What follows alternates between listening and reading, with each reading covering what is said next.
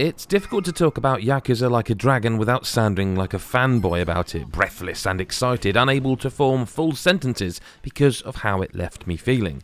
But I have played a lot of Yakuza over the years. So to establish some calm, I'm going to tell a story about a single experience I've had playing Like a Dragon. With no opinions, this is pure objectivity. These are the facts, this is what happened.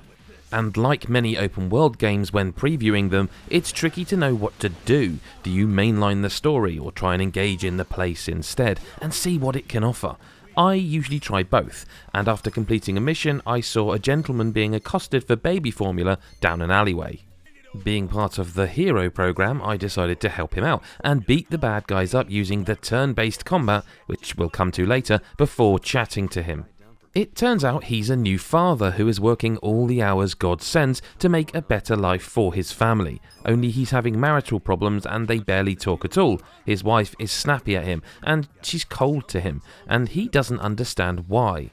As the main protagonist, Ichiban Kasuga, I decided to tell him that maybe he doesn't realise she's struggling more than he knows. Maybe him being away all the time isn't a good thing.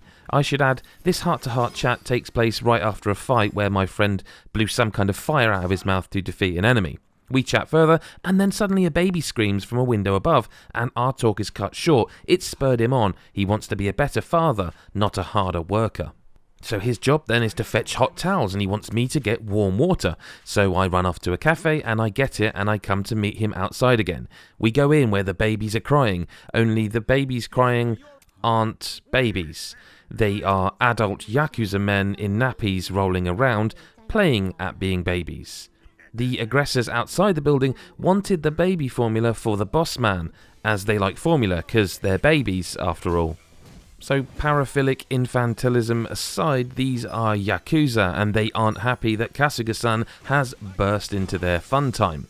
A fight ensues, which I win, and as they pant on the floor defeated, my new father friend and I explain the whole silly mix-up.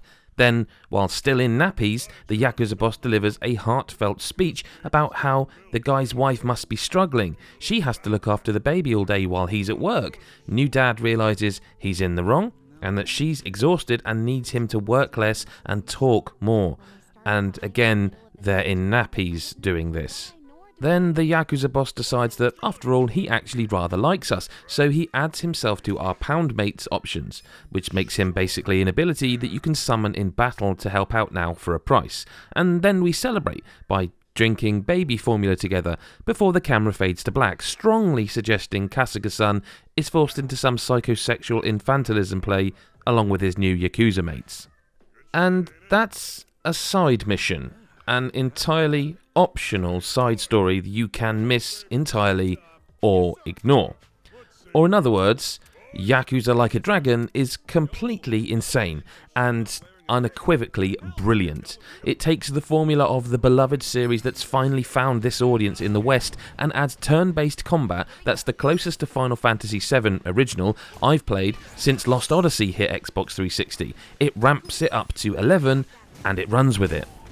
Sure, the world itself here has been well trod, but it feels better looking than ever before, and the facial animations have been taken up a notch too for me. But the truth is, you've likely seen tens of trailers, and let's face it, the game has been out in Japan for over a year, so there's footage of it out there.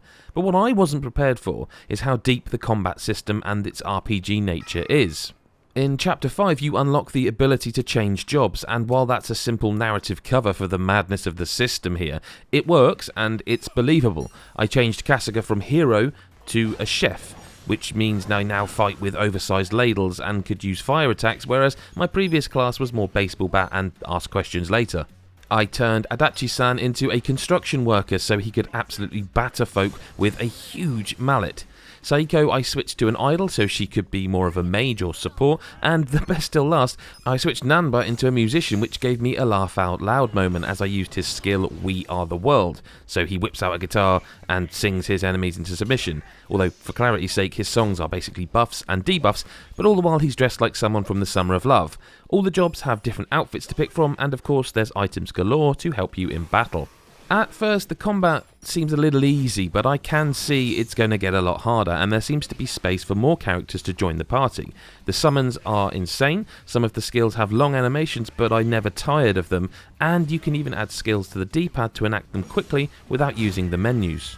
Battles aren't random, and you gain XP for your overall level as well as your equipped job level. My hope is later on you can change jobs without visiting a location, but there are other things you can only do that I won't spoil here, but they do require turning in on a location, so I'm not sure if that will be the case. On the subject of sort of little issues, it's not fully voiced in that way that a lot of JRPGs aren't, meaning some conversations will be punctuated with sort of and yeah and hey, but honestly the amount of dialogue combined with dual audio means I can absolutely forgive that. The only other complaint I can find, and I'm reaching here a bit, is that your party is visible on screen in the open world, and therefore it has some collision detection, meaning you run into each other a bit. Like, big whoop, I guess. But Yakuza Like a Dragon feels like it was made for me. There are systems here that involve relationships, there are shops, upgrades, skills, jobs. This is a full-on JRPG in a Yakuza skin with a thoroughly enjoyable turn-based combat system. There's 1,000,001 things I could talk about here that I'm going to save for nearer release, but there's absolutely no doubt in my mind that Yakuza Like a Dragon is one of the best games of 2020. On the outside it may appear different, but it shares the same heart, the same warmth, the same humour that the series is so loved for. It's endlessly engaging, but crucially feels modern in how it plays. It's just brilliant, and despite promising myself not to get breathless about it, here we are. It's just that good. And hey, if you enjoyed this preview and the gameplay we've brought you, we would really appreciate your subscription. You can go to godisageek.com to read more like this. You can subscribe right here, give us the thumbs up, give us that bell button. That little tap on that bell means you get notified when the next thing goes up, and that helps us tremendously with our sort of being seen aspect on YouTube.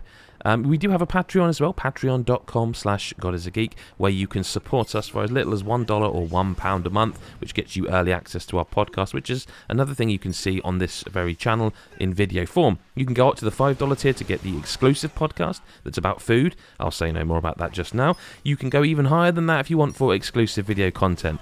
We know times are tough. We really do, and we appreciate everything and everyone. And we also have a private Discord, which is a genuinely beautiful little community that is fostering there, and we're really proud of that.